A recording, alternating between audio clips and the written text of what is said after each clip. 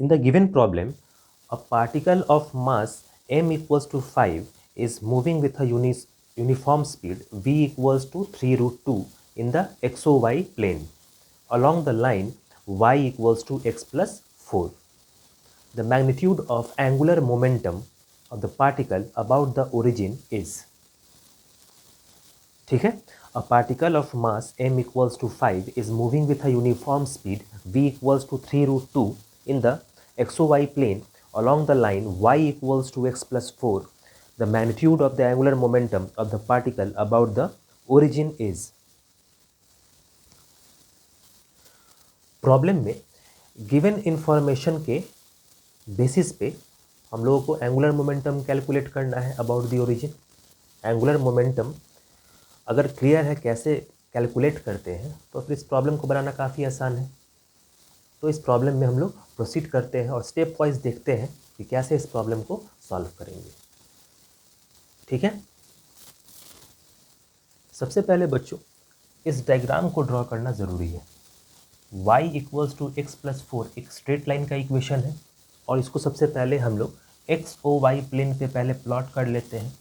कैसे प्लॉट करेंगे, जब x का वैल्यू 0 होगा तो y का वैल्यू कितना हो जाएगा 4, तो एक ये पॉइंट मिला। फिर y का वैल्यू जब 0 होगा तो x का वैल्यू मिलेगा -4, तो इसको मैग्नीट्यूड के फॉर्म में 4 लिख सकते हैं। अब इन दो पॉइंट्स को ज्वाइन करते हुए हम लोग y equals to x plus 4 को शो कर सकते हैं। तो ये पाथ हो गया। अब पार्टिकल जो है इसी पाथ पे मूव कर रहा है। ठीक है, तो कहता है कि जब ये पार्टिकल इस पाथ पे मूव कर रहा है तो इसका एंगुलर मोमेंटम इस पॉइंट के अबाउट, ओरिजिन के अबाउट क्या होना चाहिए। ठीक है, तो इसका मोमेंटम किस डायरेक्शन में होगा, इसी डायरेक्शन में अलोंग द पाथ।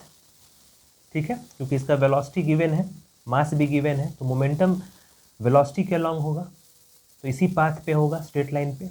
अब इसका हम लोग अगर रेडियस वेक्टर निकाल लें और दोनों का प्रोडक्ट लेंगे तो एंगुलर मोमेंटम कैलकुलेट कर सकते हैं।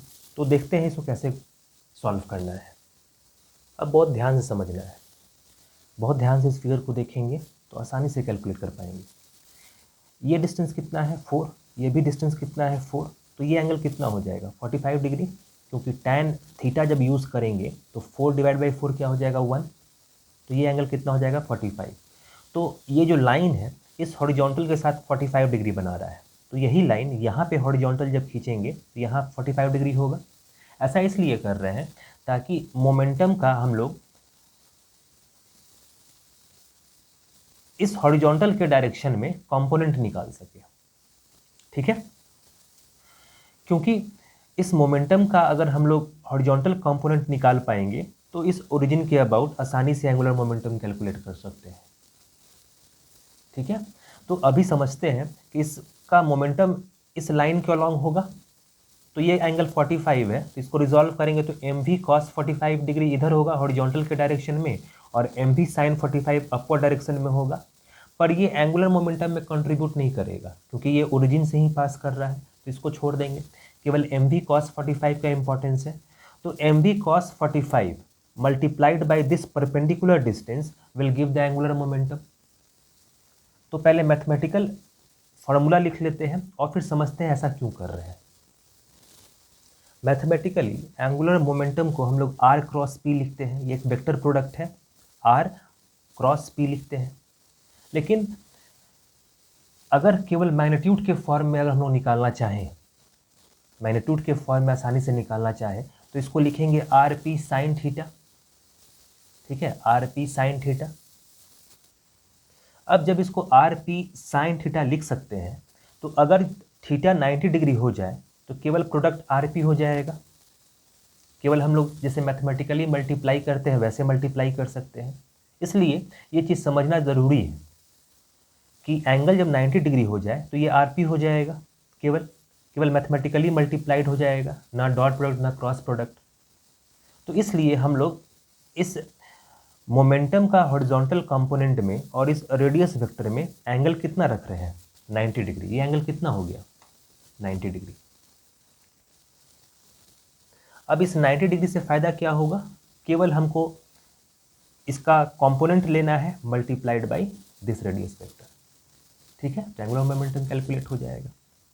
इसलिए हमेशा मोमेंटम को हॉरिजॉन्टल कंपोनेंट और वर्टिकल कंपोनेंट में रिजॉल्व कर लेंगे और हॉरिजॉन्टल कंपोनेंट का परपेंडिकुलर डिस्टेंस देख लेंगे उस पॉइंट से क्या है, मल्टीप्लाई कर देंगे।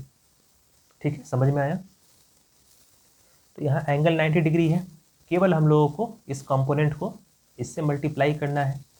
एल इक्वल्स टू कितना हो गया, पी आर या आर पी जो भी लिखे। तो मोमेंटम कितना है, एम वी कॉस 45 और आर कितना है 4, तो उसको पुट कर लेते हैं यहाँ पे।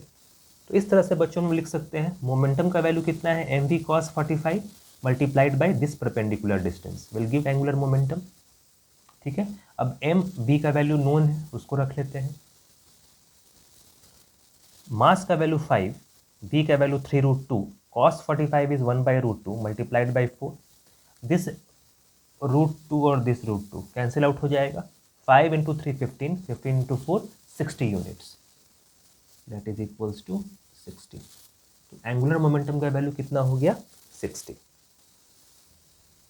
तो एंगुलर मोमेंटम हम लोग लिख सकते हैं फाइनली 60 यूनिट्स। ठीक है, तो इस तरह से हम लोग इस प्रॉब्लम को सॉल्व करेंगे।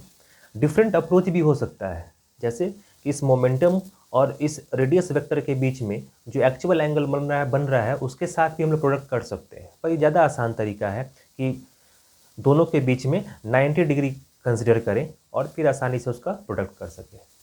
ठीक है, टॉर्क भी हम लोग वैसे ही लेते हैं, दोनों के बीच में 90 डिग्री कंसिडर करते हैं और कंपोनेंट कंसिडर करते हुए डायरेक्टली प्रोडक्ट करते हैं।